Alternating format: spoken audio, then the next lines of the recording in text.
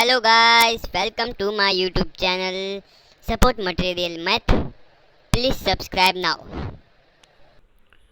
तो दोस्तों हमारा आज का प्रश्न है कि यदि P N is equal to a into 5 की पावर एन हो तो पी की पावर एन के इकाई स्थान पर 0 आने के लिए ए का मान हमें निकालना है कि ए का मान हमारा सम होगा या विषम होगा या कोई वास्तविक संख्या होगी या इनमें से कोई नहीं होगा, ये निकालना है।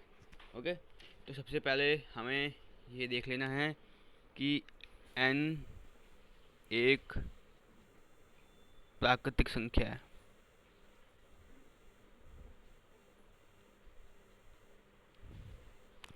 एन एक प्राकृतिक संख्या है। एक प्राकृतिक संख्या यदि हो जाती है तो हमें वो लिखना है जो पी एन की पावर में जो दिया हुआ है वो हमें यहाँ पे लिखना पड़ेगा। ओके, तो क्या दिया हुआ है, हमें ए इंटू 5 दिया हुआ है। ओके, सबसे पहले हमें अंदर वाला लिखना है, अंदर वाला ए इंटू 5 दिया हुआ है।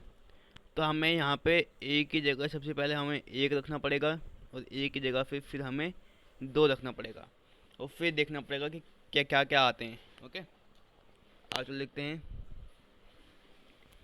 तो यदि हमने ए इंटू 5 था, यदि हमने पुट किया इसमें ए का मान हमने यहाँ पे 1 रखा तो 1 इंटू 5 इज इक्वल टू 5 हुआ।